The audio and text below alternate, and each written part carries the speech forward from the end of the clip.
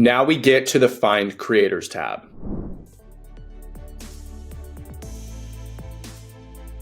Make sure to click this on the left-hand side of your affiliate center. This is TikTok Shop's affiliate marketplace. You can find quite literally every single creator that is registered as an affiliate across TikTok Shop. Preloaded in here before you set any filters will be the recommended creators based on your TikTok Shop by TikTok. But with the filters they have accessible, we can get incredibly strategic here. If you remember earlier, I said it was very important to build out your specific affiliate targets, anywhere from 3 to 5 key targets that align with your product and with your potential customers.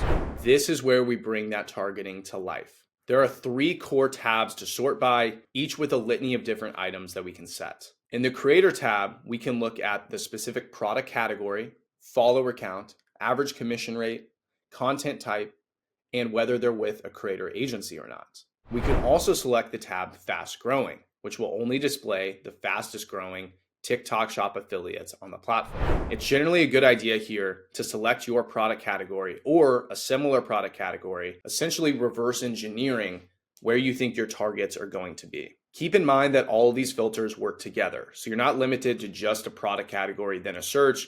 You can adjust by product category against the follower age demographics and follower demographics, performance demographics, all in one search, and you can even change the sorting mechanism. So just as an example here, let's make a selection. Let's go with beauty and personal care. And while we could select a specific micro niche, we're gonna go with just beauty and personal care broadly. Next, I'm gonna set a follower count minimum to 10,000 followers. But let's also say, hey, we're a new shop here. No one with 5 or 10 million followers is going to want to work with us. So let's also bring that down too, to ensure we're not wasting our outreach. We'll bring that down to 500,000 followers. For content type, we're going to select video, and we're going to pass over average commission rate and creator agency because those don't really impact us here. Next, for follower age, we're going to select 25 to 34. And let's say we can go millennial to 35 to 44. For follower gender, let's say our product skews female, maybe 80%. Well, let's adjust that and put more than maybe 75% for the demographics of our creators and their followers. Finally, we'll go to the most important tab, which is performance. Now, again, what I set here is not going to be what you need to follow in your entire TikTok Shop journey. Keep in mind throughout it the context, how well you're doing, and over time, you're going to set greater and greater thresholds of requirements to work with your brand. Usually when you're launching, you don't have that leverage and have to be a little bit more open. But even if you're starting fresh, say you have a luxury product, you're selling jackets for 80 bucks. Well, going after smaller creators that don't create high quality content probably isn't going to be helpful to your brand. So maybe even though you're cold starting here, maybe we go ahead and set some specifications to make sure the quality is there. Again, there's no right answer with this stuff, and it's going to be different for your product category, and it's always going to change over time as new creators join the program. So we'll set for this, say, GMV of 100 to 1K and 1K to 10K.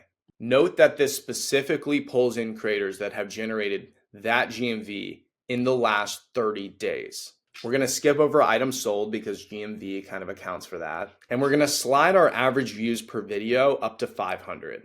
Now, the reason I like to do this is because while you can find a lot of creators who have done a lot of GMV and a lot of brands optimize for that, they tend to ignore average views per video. Usually what that yields you in the creator outreach process is a ton of creators who, yes, have done a good job from a GMV perspective, but post 20 different posts a day, every single day throughout the entire course of the month, and hope that one of them goes viral. So maybe they have one post that's really crushing it and driving all the revenue, but the others get 100 views.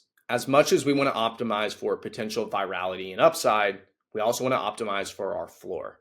How high can we get our floor while still maintaining a high ceiling? I'm going to skip over average viewers per live and engagement rate just for right now, but again, worth toying with in the future. The most important one here is their estimated post rate. All of the creators you work with in TikTok Shop will not always create a video with your product. Now, yes, they do get dinged by the platform for doing so, but there's not a legal remedy you have. They're not going to pay you back for the product. It's just an unfortunate reality of a commission-only affiliate model. The best way to mitigate for this is making sure you select their estimated post rate to be good or better. Regardless of what you select here, you'll see the specific percentage of their post rate when it gets into the sample request queue. Now, based on all of that, there is our 8 to 9 to 10 different targets we have set, but you'll notice on the left-hand side here, the ability to sort by different components.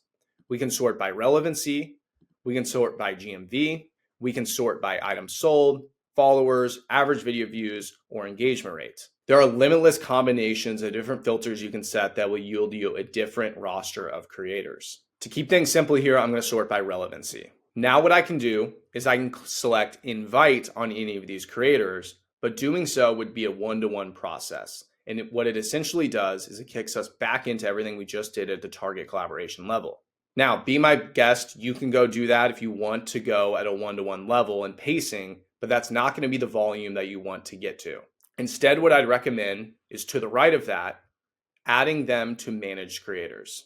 What this will do is tag those folks. So when what we just did in that target collaboration level, we can quickly then have all of them loaded in there, select all, and make the process a breeze.